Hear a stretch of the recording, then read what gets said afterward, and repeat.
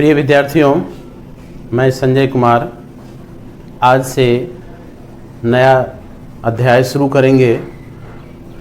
मानव जनन, human reproduction. इससे Bihar board में बहुत ही महत्वपूर्ण प्रश्न इससे रहते हैं, इसलिए इसका अध्ययन करना जरूरी है।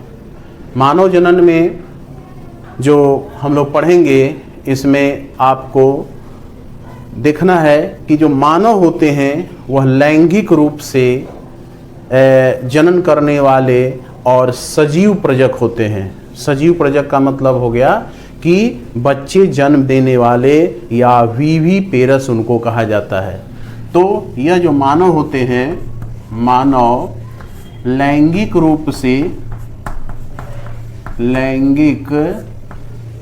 से जनन करने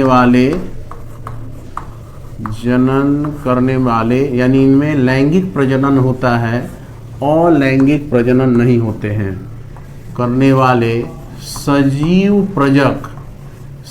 प्रजक का मतलब होता है बच्चे जन्म देने वाले।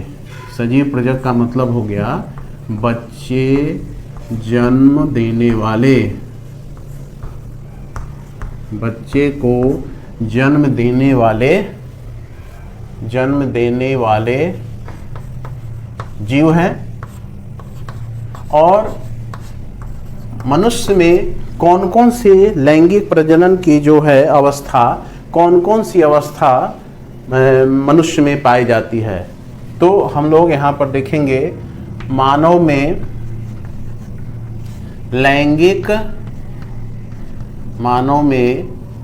लैंगिक जनन घटना, इवेंट्स, कौन कौन सी घटना इसमें पाई जाती है मानव में।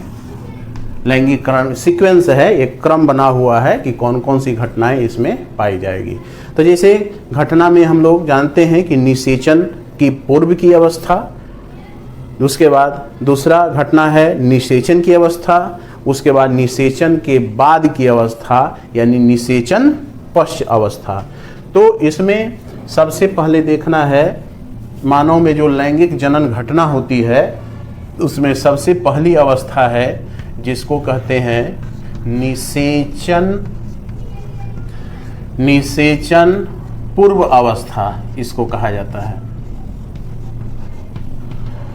और इस निषेचन पूर्व अवस्था में आपको दो उप अवस्था आती है। इसमें आपको दो अवस्थाएं आती है।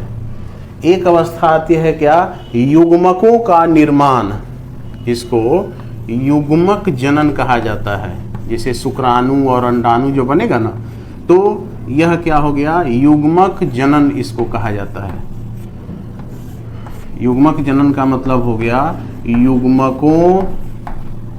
युग्मकों का निर्माण, ये पहली अवस्था हो गई।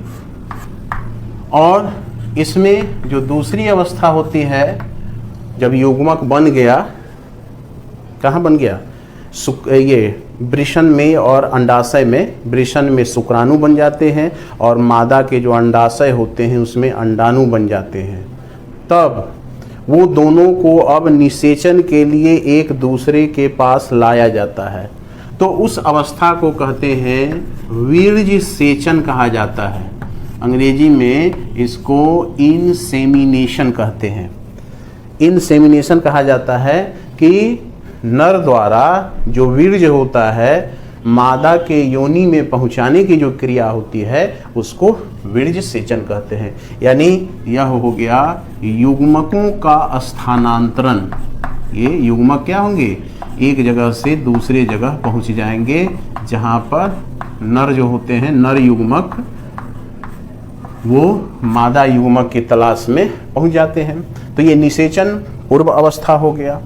दूसरी जो अवस्था हो गई जिसको हम लोग कहते हैं निषेचन अवस्था, ये दूसरी अवस्था हो गई निषेचन अवस्था। और इस निषेचन अवस्था में जो मादा का जो अंडवाहिनी होता है वहाँ पर जा कर के निषेचन होता है। तो इस निषेचन अवस्था में क्या होते हैं, युग्मनज का निर्माण होता है। दोनों युग्मक मिल जाते हैं, शुक्राणु और अंडाणु एक साथ मिल जाते हैं। अब मिलने के बाद वो बना लेंगे। तो इस अवस्था में क्या हो जाएगा, युग्मनज को कहा जाता है जाइगोट का निर्माण इसमें निषेचन अवस्था में होता है। उसके बाद जब ये निषेचन हो गया, जाइगोट बन गया, तब क्या होता है कि थर्ड अवस्था आती है निषेचन पश्च अवस्था। निषेचन पश्च अवस्था मतलब निषेचन के बाद की अवस्था। निषेचन पश्च अवस्था नाम से ही स्पष्ट है, निषेचन के बाद की अवस्था निषेचन पश्च अवस्था कहलाती है। तो इसमें क्या होता है कि जब जाइगोट बन जाता है तो इसमें प्रथम जो काम होता है वह कोरक पुटी का निर्माण। इसमें प्रथम जो काम होता है वह होता है क्या, कोरक पुटी। कोरक पुटी को कहा जाता है क्या, ब्लास्टोसिस्ट कहा जाता है। आगे ये सब टर्म आएगा तो हम लोग देखेंगे कि ब्लास्टोसिस्ट का निर्माण होता है। इसमें 8 से 16 कोशिकाओं वाली ब्लास्टोमियर्स वाली एक कोशिका बनती है, एक युग्मज जो बनता है, यही आगे चल करके भ्रूण का निर्माण करेगा। तो कोरक पुटी बन गया। इसके बाद यह जो कोरक पुटी होते हैं इसका अंतर रोपण होता है। अंतर रोपण यानी अब यह जो है गर्भाशय की दीवार में अंतर रोपण हो गया। अंतर रोपण हो गया, इम्प्लांटेशन इसको कहा जाता है, इम्प्लांटेशन। तो इम्प्लांटेशन में क्या हो गया कि यह जो कोरक पुटी है वह गर्भाशय का जो दीवार होता है जिसको इंडोमेट्रियम कहा जाता है उसमें जा कर के फिक्स हो जाता है और वहीं से क्या होते हैं कि उसका भ्रूणीय परिवर्धन शुरू हो जाता है। 9 महीने तक वह उसी गर्भ में बड़ा होगा। तो उसको कहते हैं थर्ड स्टेप होगा जिसको कहा जाएगा क्या, गर्भावधि। इसको गर्भावधि कहा जाता है। यानी गर्भावधि का मतलब हो गया कि भ्रूणीय परिवर्तन, भ्रूण का जो विकास होगा, भ्रूणीय परिवर्धन होगा। और इस भ्रूणीय परिवर्धन के बाद जो फोर्थ स्टेप आएगा, इसके बाद का जो स्टेप आएगा इसको हम लोग कहते हैं, भ्रूण का विकास हो गया उसके बाद इसको सगर्भता भी कहा जाता है। भ्रूणीय परिवर्धन कहिए या इसको सगर्भता, यानी बच्चे का जो विकास होता है गर्भधारण, वो सर्वगर्भता कहलाती है। उसके बाद क्या होता है, 9 महीने तक बच्चे का विकास हुआ माता के गर्भाशय में, उसके बाद प्रसव होगा। प्रसव का मतलब शिशु का जन्म होगा। तो इसको कहते हैं प्रसव, पार्चुरेशन कहा जाता है। पार्चुरेशन यानी शिशु का जन्म, शिशु का जन्म होता है। और उसके बाद अंतिम जो स्टेप है वह है क्या, दुग्ध स्रवण। दुग्ध स्रवण, बच्चे को दूध पिलाने के लिए स्तन ग्रंथि से दूध का स्रवण होता है, तो दुग्ध स्रवण हो गया। तो ये जो इतनी अवस्थाएं सिस्टमेटिक है, पहले युग्मक जनन होगा यानी शुक्राणु और अंडाणु बनेंगे। उसके बाद शुक्राणु जो है उनका वीर्य सेचन किया जाएगा गर्भाशय में, वहाँ पर जा कर के वो निषेचित होगा अंडवाहिनी में।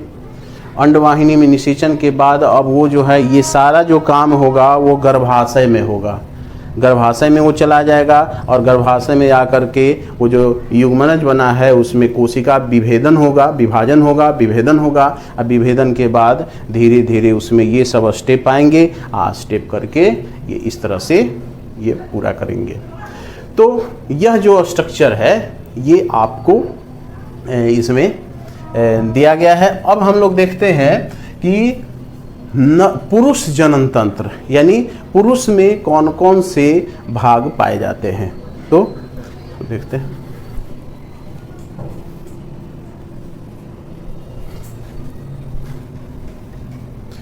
अब देखना है पुरुष जनन तंत्र और मादा जनन तंत्र, तब जाकर के उसमें, तो इसमें है सबसे पहला नर प्रजनन तंत्र, पुरुष जनन तंत्र, मेल रिप्रोडक्टिव सिस्टम। तो पुरुष जनन तंत्र जो होता है ये कहाँ स्थित होता है? तो सबसे पहले हम लोग देखेंगे इसका स्थिति कहाँ है, ये कहाँ पाए जाते हैं स्थिति। तो इसका जो पुरुष का जो जनन तंत्र है वो कमर वाला जो क्षेत्र होता है जिसको हम लोग श्रोणी क्षेत्र भी कहते हैं। तो शरीर के श्रोणी क्षेत्र, यह जो प्रजनन तंत्र है वह शरीर के श्रोणी क्षेत्र, जिसको पेल्विक रीजन भी कहा जाता है, श्रोणी क्षेत्र में पाए जाते हैं, में स्थित होते हैं या पाए जाते हैं। तो यह जो हो गया आपको स्थिति हो गया। अब इसमें पाए जाने वाले अंग कौन कौन से अंग हैं? अब देखिए यंग अंग के बारे में दिया हुआ है आपके बुक में कि नर प्रजनन तंत्र में कौन कौन से अंग होते हैं। तो इन्हीं अंगों के बारे में हम लोग देखेंगे, चर्चा करेंगे। तो इसके जो विभिन्न अंग होते हैं तंत्र में है, और तंत्र के जो विभिन्न अंग होते हैं उस विभिन्न अंगों के बारे में हम लोग चर्चा करेंगे। तो विभिन्न अंग में क्या हो गया कि आपको सबसे पहले इसमें प्राथमिक जनन अंग पाए जाते हैं। विभिन्न अंग में सबसे पहला हो गया क्या? प्राथमिक जनन अंग। प्राथमिक जनन अंग जो होते हैं जिनको कहा जाता है वृषण कहा जाता है। एक जोड़ी वृषण पाया जाता है, ये वृषण पाए जाते हैं जो टेस्टिस, अंग्रेजी में ये वृषण कहा जाता है। ये वृषण की संख्या कितनी होती है? एक जोड़ा होता है, एक जोड़ा वृषण पाया जाता है। आपको कहाँ पाया जाता है? तो यह शरीर के बाहर एक थैली नुमा रचना जिसको वृषण थैली कहते हैं, अंग्रेजी में उसको स्क्रॉटम कहते हैं, उसमें पाया जाता है। क्यों पाया जाता है? क्योंकि जो शुक्राणुओं का निर्माण होता है और उसका विकास होता है उसके लिए जितना बॉडी का टेम्परेचर होना चाहिए उससे 2 से 3 डिग्री टेम्परेचर तापमान उस थैली में कम होता है, जो शुक्राणु जनन के लिए जरूरी होता है। अगर वह टेस्टिस शरीर के अंदर रहे तो शुक्राणु का निर्माण नहीं होगा, या होगा भी तो शुक्राणु क्या हो जाएंगे? मर जाते हैं। तो एक जोड़ा वृषण पाए जाते हैं जिसको प्राथमिक अंग में जाना जाता है। उसके बाद है दूसरा जो अंग है जिसको कहते हैं द्वितीयक जनन अंग, जो इसके सपोर्ट करता है। जैसे कि वृषण है तो वृषण का काम हो गया कि यहाँ पर शुक्राणुओं का निर्माण होता है, और दूसरा काम हो गया कि जो नर जो हार्मोन होते हैं, लिंग हार्मोन जैसे टेस्टोस्टेरोन या उसको एंड्रोजेंस भी कहा जाता है, वो इसके द्वारा स्रावित होते हैं। तो 2 काम हो गया इसका मेन, एक शुक्राणुओं का निर्माण करना और दूसरा जो ये हार्मोन होते हैं एंड्रोजेंस उसका निर्माण करना।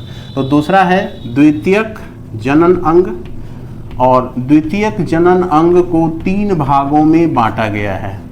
कौन कौन से भाग हैं? तो पहला जो भाग है इसमें उसको कहा जाता है, द्वितीयक जनन अंग का जो पहला भाग है उसको कहते हैं सहायक नलिकाएं। देखिएगा उसमें बहुत सारी नलिकाएं पाई जाती है जो टेस्टिस से जुड़ा हुआ है। तो यहाँ पर हो गया क्या? सहायक नलिकाएं, एसेसरी डक्ट्स, सहायक नलिकाएं हो गया। अब इस नली में कौन कौन सी रचना पाई जाती है इसके बारे में देखेंगे, कौन कौन सी नली है।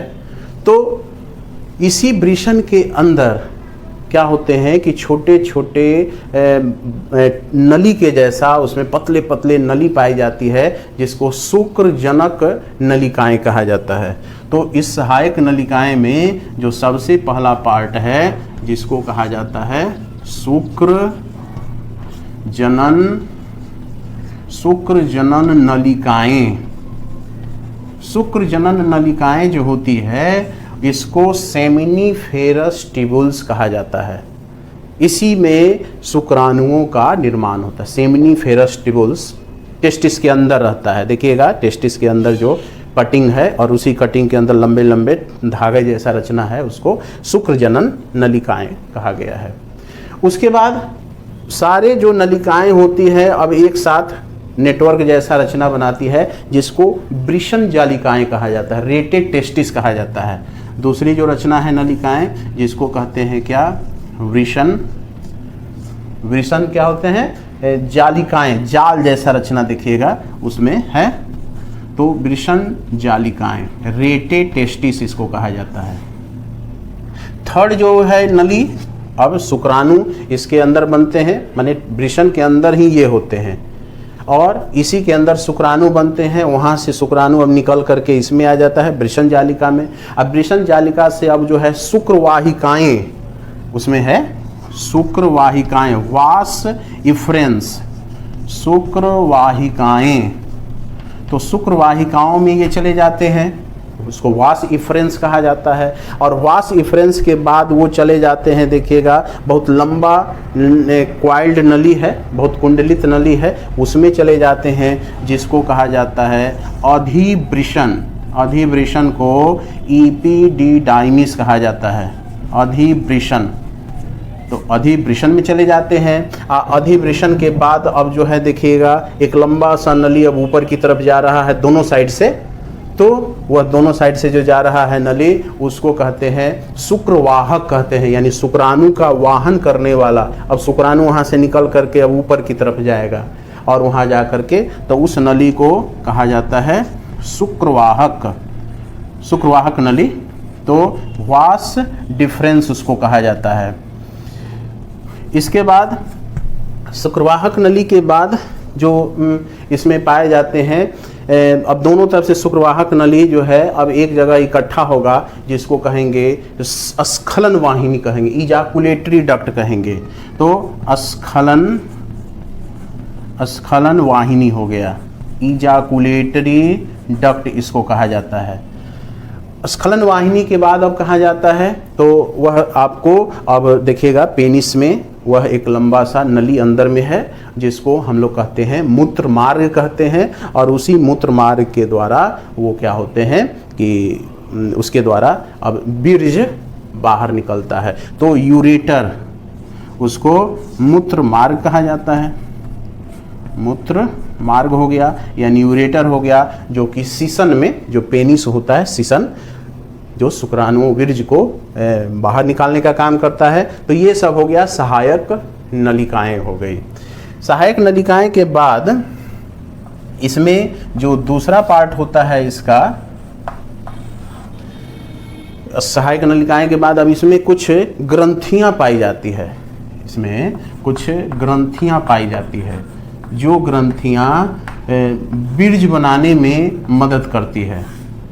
ये सहायक नलिकाएं हो गई इस द्वितीयक जनन अंग में, उसमें नलिकाएं हो गए। उसके बाद ग्रंथियां। अब ग्रंथियां में कौन कौन सी ग्रंथियां पाई जाती है, तो इन ग्रंथियों में आपको है देखिएगा, इसमें ग्रंथि है जिसका नाम है शुक्राशय। शुक्राशय को सेमाइनल वेसिकल कहा जाता है। ये हो गया शुक्राशय। शुक्राशय, एक जोड़ी शुक्राशय होता है जो कि आपको सेमाइनल वेसिकल का उसे कहा जाता है। दूसरा जो ग्रंथि होता है इसमें, जिसको पुरस्थ ग्रंथि कहते हैं, पुरस्थ ग्रंथि। पुरस्थ ग्रंथि को प्रोस्टेट ग्लैंड कहा जाता है। प्रोस्टेट देखिएगा, जहाँ पर दोनों ग्रंथियाँ मिल रही है, जॉइंट है, वहीं पर एक ये पुरस्थ ग्रंथि है, जिसके द्वारा कुछ लिक्विड स्रावित होता है, जो शुक्राणुओं के साथ मिक्स करके और वीर्य का निर्माण करते हैं। और तीसरा जो होता है कंद मूत्र पक्ष श्रेणी, यानी उसको बल्बो यूरिथ्रल ग्लैंड कहा जाता है हिंदी में, अंग्रेजी में बल्बो यूरिथ्रल ग्रंथि, बल्बो यूरिथ्रल ग्रंथि कहा जाता है। तो यह जो है 3 ग्रंथियां इसमें पाई जाती है नर प्रजनन तंत्र में।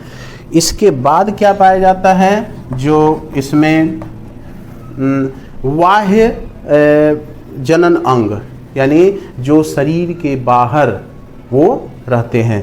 तो यहाँ पर हो गया एक्सटर्नल जेनाइटेलिया, बाह्य जनन अंग। ये क्या होते हैं कि दिखाई देते हैं शरीर के बाहर। ये सब अंग जो है शरीर के बाहर नहीं दिखाई देता है, केवल ये अंग शरीर के बाहर दिखाई देते हैं। और इसमें आपको ये जो अंग है जिसको कहा जाता है क्या, सीसन। सीसन का मतलब हो गया, इसको पेनिस कहा जाता है। तो ये पेनिस देख रहे हैं कि आपको ये ट्रांसफ़र करने का काम करता है वीर्य को। अब इसको हम लोग देख रहे हैं कि ये एनसीईआरटी में जो डायग्राम दिया हुआ है इसमें ये सारे बातों का जिक्र है, सभी चीज़ को। एक बार हम लोग अपने से इसको बना के देख लेते हैं। तो बना के इसमें देखना क्या है कि जैसे कि सबसे पहला है वृषण। तो वृषण जो होते हैं, आपको यहाँ पर ये 2 वृषण पाए जाते हैं। इसमें इधर 2 वृषण हो गया, जो कि उस डायग्राम में भी दिखाई दे रहा था। और इसी वृषण के अंदर आपको एक जोड़ी वृषण होता है,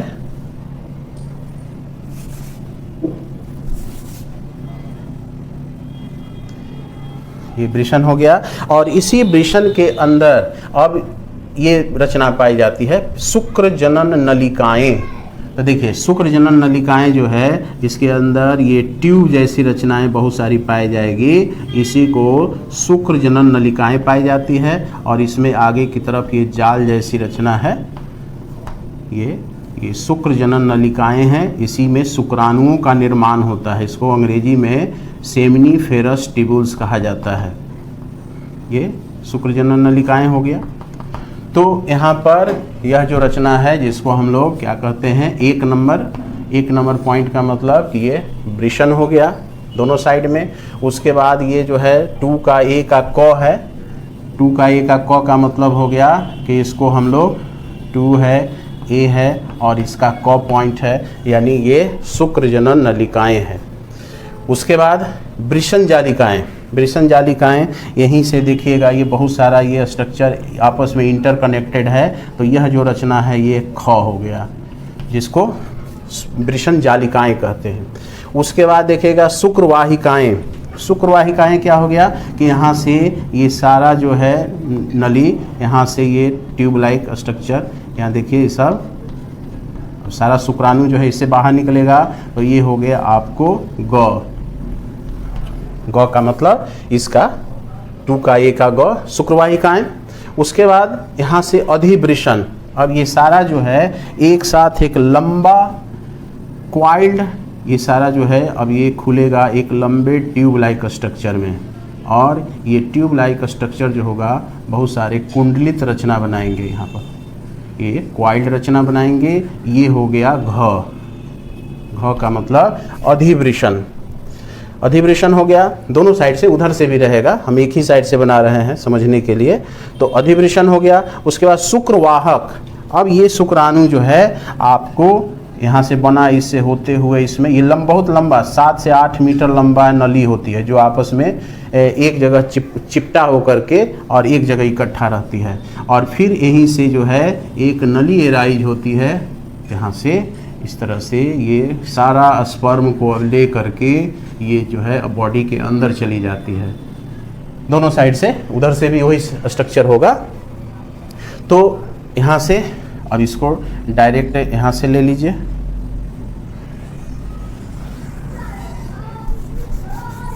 यहाँ पर इसको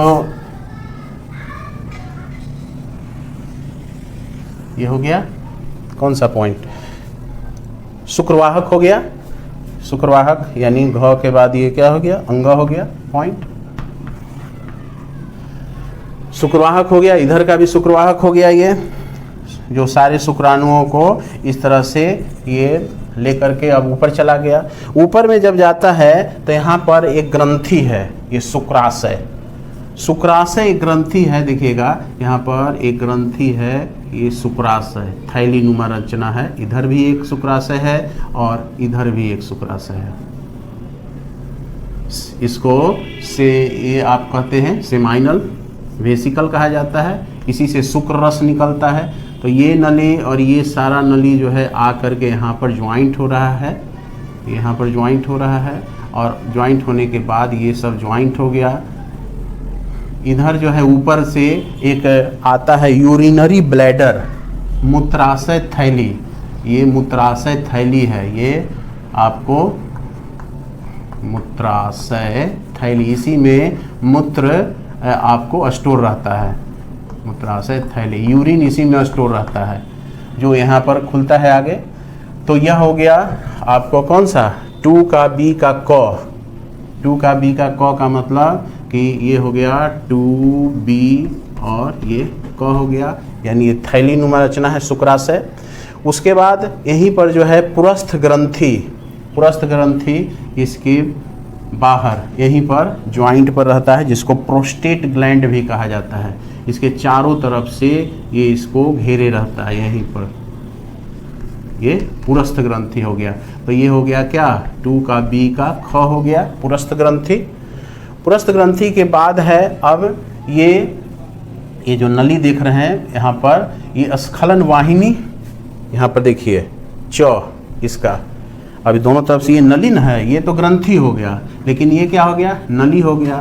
तो ये इधर 1 का च हो गया, यानी स्खलन वाहिनी हो गया। और उसके बाद मूत्र मार्ग, अब ये सारा जो है यहाँ पर देखिएगा, ये नली जो है अब आगे चल करके अब एक साथ इकट्ठा हो जाएगी, और इकट्ठा होकर के ये पेनिस के अंदर, ये पेनिस के अंदर रहेगा ये नली, जिसको हम लोग क्या कहेंगे, यूरिथ्रा कहेंगे, यानी इसी को हम लोग मूत्र मार्ग कहेंगे। इसी के द्वारा मूत्र भी निकलेगा, और इसी के द्वारा ये जो सीमेन और जो वीर्य आता है वो भी इसी रास्ते के द्वारा मिलेगा। यहाँ पर ओपनिंग होता है, इसके बाहर पेनिस है, इसके बाहर जो है पेनिस है। तो ये हो गया 6 है ना। तो सारे पॉइंट हो गए। इसमें आपको ग जो है बल्बो यूरिथ्रल ग्रंथि, बल्बो यूरिथ्रल ग्रंथि यहाँ पर पाया जाता है। यहाँ पर एक थैली जैसा रचना यहाँ पर है, जो क्या करता है कि जब बीज निकलने वाला होता है उसके पहले इससे एक पतला सा लिक्विड निकलता है, जो इसको चिकना बनाता है मूत्र मार्ग को, और प्लस जो यूरिन इससे पास करता है तो ये माध्यम अम्लीय हो जाता है। और अम्लीय होने के बाद एक कारण क्या होता है कि शुक्राणु जब इससे बाहर निकलेंगे तो वो मर जाते हैं, तो उसको क्षारीय बनाने के लिए ये ग्रंथि। तो इधर हम लोग ग्रंथि का देख लिए हैं, है ना। 2 का बी का क, यानी ग्रंथियां में शुक्राशय, पुरस्थ ग्रंथि और बल्बो यूरिथ्रल ग्लैंड। उसके बाद जो बाह्य जनन अंग है, बाह्य जनन अंग में ये जो इसके बाहर जो दिखाई देता है, जिसको हम लोग क्या कहते हैं यहाँ पर 2 का बी सी न हो जाएगा, 2 का सी हो जाएगा ये, यानी हो गया पेनिस। जो उस डायग्राम में देख रहे थे हम लोग, वो पेनिस हो जाएगा, उसी के द्वारा यहाँ पर इससे बाहर निकलेगा। तो यही क्या है, नर प्रजनन अंग है, इसी के हम लोग देख लिए। अब इसके बारे में थोड़ा सा हम लोग पढ़ेंगे कि इस टेस्टिस के अंदर कौन सी रचनाएं पाई जाती है, कैसे शुक्राणु बनता है। अब हम लोग देखते हैं कि वृषण की जो आंतरिक रचना है, वृषण जो होते हैं वो तो हम लोग देख लिए कि कितनी संख्या में होती हैं। तो ये एक जोड़ा होता है वृषण, और यह कहाँ पाया जाता है, तो यह पाया जाता है कहाँ, वृषण थैली। ये पाए जाते हैं वृषण थैली में पाए जाते हैं, जिसको स्क्रोटम कहते हैं। स्क्रोटम हो गया, तो स्क्रोटम में ये पाए जाते हैं, स्थित होते हैं। क्यों स्थित होते हैं, ये शरीर के बाहर क्यों स्थित होते हैं, इससे क्वेश्चन भी रहता है कि जो वृषण है वो शरीर के बाहर वृषण की थैली में क्यों पाए जाते हैं। तो इसका आंसर क्या हो जाएगा कि इसमें जो होते हैं शरीर के तापमान से, शरीर का जितना तापमान रहता है, शरीर के तापमान से 2 से 3 डिग्री तापमान कम होता है। जो है 2 से 3 डिग्री तापमान कम रहता है, जो शुक्राणुओं के विकास के लिए जरूरी होता है। जिसको हम लोग कहते हैं शुक्राणु जनन कहते हैं, जो शुक्राणु जनन के लिए आवश्यक है, ये जरूरी है, आवश्यक है। तो इन्हीं कारणों से जो वृषण होते हैं वो शरीर के बाहर ये थैली नुमा रचना, जिसको वृषण थैली स्क्रोटम कहते हैं, उसमें पाए जाते हैं।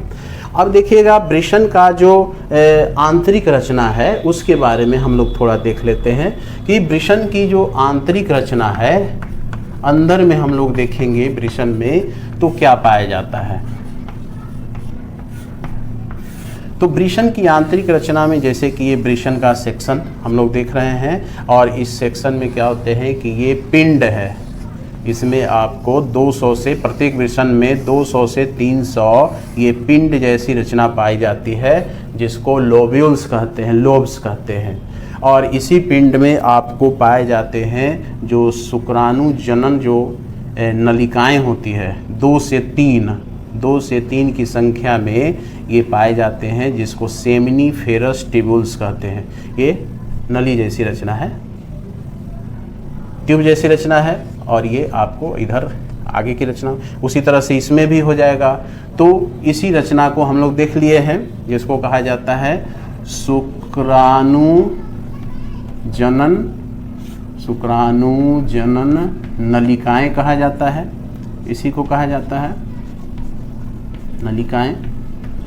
और इसी नली में शुक्राणु बनते हैं। अब इसका आंतरिक रचना अगर काट के देखें तो इसमें क्या होते हैं कि इस तरह से ये एक लोब्यूल का आप काट के देखें ऐसे सेक्शन, तो एक लोब्यूल का काट के देखेंगे सेक्शन, तो उसमें ये जो शुक्राणु जनन की नलिका है उसका ये कैसा आ जाएगा, इस तरह से स्ट्रक्चर आएगा। इसमें 3 बनाए हैं ना, तो ये तीन ये रचना है, इसमें ये 3 गो ट्यूब लाइक स्ट्रक्चर देख रहे हैं, इसमें बन गया। उसके बाद कहता है कि इसके बीच में जो खाली गैप देख रहे हैं ये हो गया इंटरस्टाइटियल स्पेस कहा जाता है। इसको हिंदी में अंतराली जो है, इसको हिंदी में कहते हैं अंतराली अवकाश, इस जगह को कहा जाता है अंतराली अवकाश, इसको कहा जाता है। और यह जो है शुक्रजनन नलिकाएं हो गया। अब इसी में क्या होते हैं कि ये एक प्रकार के इसमें कोशिका पाई जाती है, जो खाली जगह देख रहे हैं ना, इसी सब में क्या होते हैं कि एक प्रकार की कोशिकाओं की समूह पाई जाती है, जिसको लीडिंग सेल कहा जाता है। ये हो गया क्या, लीडिंग कोशिकाएं, इसको कहा जाता है लीडिंग कोशिकाएं कहा जाता है। तो इस लीडिंग कोशिकाएं से क्या स्रावित होता है, पहले इसको हम लोग देख लें। तो इससे क्या होता है कि वही जो जो लिंग हार्मोन है, ये नर लिंग हार्मोन, जिसको हम लोग कहते हैं क्या, एंड्रोजन स्रावित होता है, एंड्रोजेंस, या जिसको टेस्टोस्टेरोन भी कहते हैं। टेस्टोस्टेरोन ये क्या करता है, स्रावित करता है। तो यह जो कोशिका है टेस्टिस के अंदर इसमें पाई जाती है। ये जो खाली जगह देख रहे हैं ये सब बीच में, इसी बीच वाले स्पेस में ये पाए जाते हैं कोशिका, जिसको लीडिंग कोशिकाएं कहते हैं। और इस लीडिंग कोशिकाओं के द्वारा ये स्रावित होता है हार्मोन, जिसके कारण जो नर में जो द्वितीय लैंगिक लक्षण होते हैं, जैसे आवाज़ का मोटापन होना, भारीपन, उसके बाद दाढ़ी का विकास, मूंछ का विकास, शरीर का गठीलापन, ये सब जो लक्षण है वो इसके द्वारा दिखाई देता है। अब जो है यहाँ पर जो देख रहे हैं शुक्राणु जनन नलिकाएं, इसमें क्या होता है कि शुक्राणु के विभिन्न प्रकार की कोशिकाएं पाई जाती है। एक प्रकार की इसके अंदर कोशिका पाई जाता है, इसके अंदर में इस कोशिका को हम लोग कहते हैं सर्टोली सेल कहा जाता है। इसका नाम है सर्टोली कोशिकाएं, सर्टोली कोशिकाएं हैं। ये कोशिकाएं का काम क्या है, तो हम लोग देखेंगे कि यह जो कोशिकाएं होती है इसके अंदर जो शुक्राणु बनेगा उसको पोषण देने का काम करेगा। तो सर्टोली सेल्स जो होते हैं काम क्या करते हैं, तो ये शुक्राणुओं का पोषण देते हैं, शुक्राणुओं को पोषण प्रदान करते हैं। ये कौन, सर्टोली सेल सब में पाया जाता है, इसमें भी पाया जाएगा, इसमें भी पाया जाएगा सर्टोली सेल। जितना भी होगा ना सब, ये जो नलिकाएं होंगी उसके अंदर में ये पाया जाएगा सर्टोली सेल। उसके बाद इसके जो ये देख रहे हैं दीवार, उसी दीवार में एक प्रकार की कोशिकाएं हैं जनन उपकला ऊतक। ये जनन उपकला ऊतक पाया जाता है। यही आपको विभाजित करके और शुक्राणुओं का निर्माण करता है। तो जनन उपकला ऊतक यानी ये इपिथेलियल टिश्यू है। इसी में यह जो कोशिका है वो विभाजित होता है और विभाजित होने के बाद ये सब जो देख रहे हैं कोशिका, इसका नाम क्या है, वो शुक्राणुजन, इसको हम लोग कहते हैं शुक्राणुजन कोशिका। तो इसको क्या कहा जाता है, शुक्राणुजन कोशिका। शुक्राणुजन कोशिकाएं जो होती है इसको अंग्रेजी में स्पर्मेटोगोनिया कहा जाता है, स्पर्मेटोगोनिया।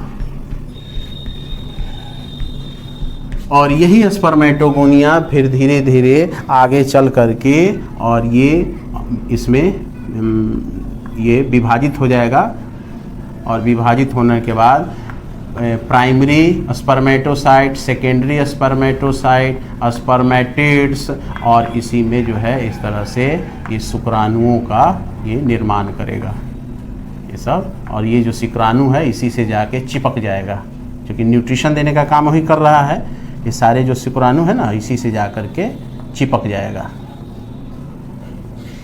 उसी तरह से बनते आएगा। बन करके जब ये मैच्योर हो जाएगा, परिपक्व, तो ये इससे न्यूट्रिशन लेने लगेगा शुक्राणु। ये शुक्राणु हो गया।